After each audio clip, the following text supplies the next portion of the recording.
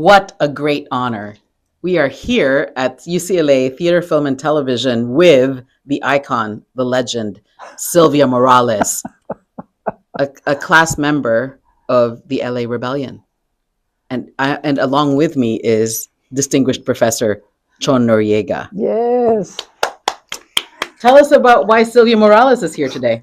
She's one of the first filmmakers I met when I decided I was going to look at Chicano cinema for my dissertation back in the 80s. And we just clicked like that. And I brought her out to when I was teaching at the New Mexico. We've been in contact throughout. And no matter how much time passes between us, we always start where we left off. It's an right. ongoing It's like, 5 years can go by. And I can call him, hi, how you doing? He's fine. He said, hey, so what's going on? And it's like we just talked yesterday. So he's one of those rare people that I can do that with, which is very nice. Because some people get hurt if you don't call them or if you don't, I haven't seen you in a while, so what do you want? Or, something like that. But he's fine. A pioneer of women in Chicano cinema. And talking to her, hearing her story about that period of time when everybody was a student, she could hold her own. And even recently, we've had one of her peers acknowledge, I was a little intimidated by you. Because she knew what she wanted to do. She knew what she wanted to bring to the screen. And her films, both the groundbreaking documentary Chicana, the film we're going to talk about in class, A Crushing Love, which is just an amazing look back to that politics and the impact that being involved in social change had on a generation of women and their families. Yeah, I love that film, and I love teaching that film. What do you lose? What do you gain when you choose to speak, right? And I want to give Chon his flowers, because when Chon came here in 1992, he was already teaching, women, queer cinema, and more. And all the students just flocked to him because he showed us what could be possible in cinema studies. I'd love to hear from you, Sylvia, about what it was like to be here. Tell us about your first day on campus. Well, when I got the letter that I was accepted to UCLA, I cried. Because, first of all, it was the only school I applied to. Because at that time, I didn't know anything. And at that time, I was also married. And I didn't know that you're supposed to apply to a lot of schools. But it didn't make any difference. This is the school I wanted to go to. I wanted to go to the film school. So at that time, I also I still wear hats, by the way. But I was wearing hats and I was all glammed out, and I tried to walk down because I thought I was so cute. You were. So I had a great time while I was here at UCLA.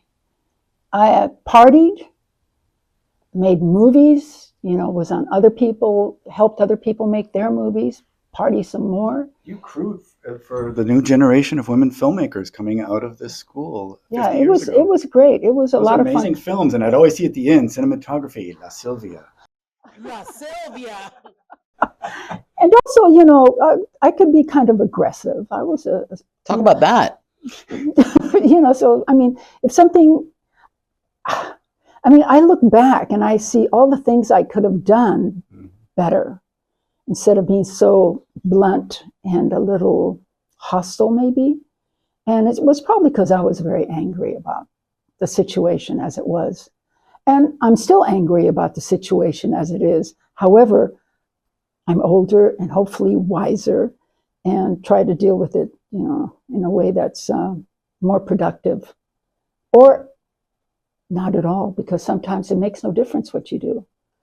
I love hearing, what Chon said about you crewed for everybody, DP'd for everybody, and you said you made films with other people. And another film of yours, of course, is Esperanza, which matters more now, more than ever. Could you talk about that film as well? Well, I made that at the AFI for the women's, what is it? The women's directing workshop? Yeah, right. And I remember everybody was supposed to make a half-hour movie. And this one was about 45 minutes long. And Martha Carroll was the director at that time. And I went to her and I said, my movie's longer. And she said, well, it can't be. It has to be a half hour. and I talked to her and I talked to her and I argued with her. It's 45 minutes long. I mean, I couldn't cut it anymore. That's what it was. And I hired, I hired for the first time, because I used to shoot my stuff. I hired for the first time a cinematographer, and I interviewed two. And it's interesting how you ask them to prove themselves, you know. So I took them to the space where I was going to shoot, and I asked one who was very good. And I asked him, I said, how would you shoot this? And he says, well, I would need this. I'm going to need a crane, and I'm going to need this, and I'm going to need that. And because I told him what I wanted out of the scene. I said, okay, fine. And then I brought the next one, who ended up being Chon, ended up being my cinematographer.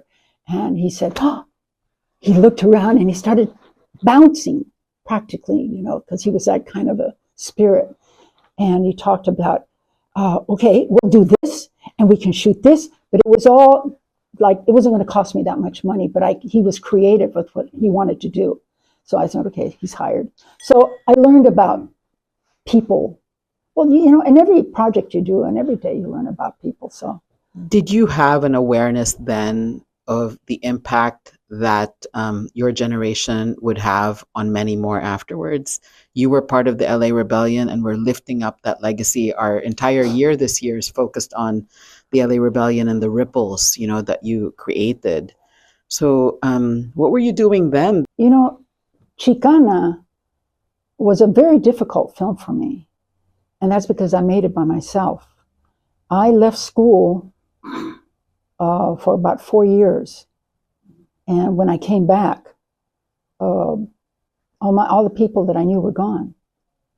So I didn't ask anybody to help me because I didn't know anybody. And it may not appear so, but you know, sometimes I can be pretty shy. And maybe some of that is, there's some pride in there, false pride that I might have had. But I shot it. I did the sound for it. I picked the pictures. Was inspired by Ana Nieto Gomez, who did a slideshow on it. And I went to the inner city center downtown. Inner city, it was a theater. It was a theater that was put together by these two guys. And, but it was for the South Los Angeles community. And so she presented this there and had one of her assistants help her, a friend of hers help her with the slideshow. And I was so taken with the history. I thought, oh, this is the history of Mexican women. I'd never heard about this. There was never any class. I mean, there was no Chicano studies at the time. So there was, why I'm in college and I don't know this information.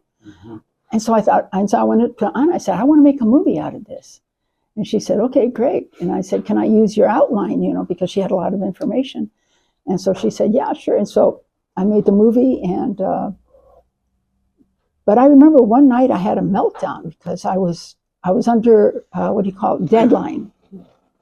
And I locked myself out of the room, and it was like midnight or something. And all the stuff, I had to go to the restroom. So I came back and I had locked myself out.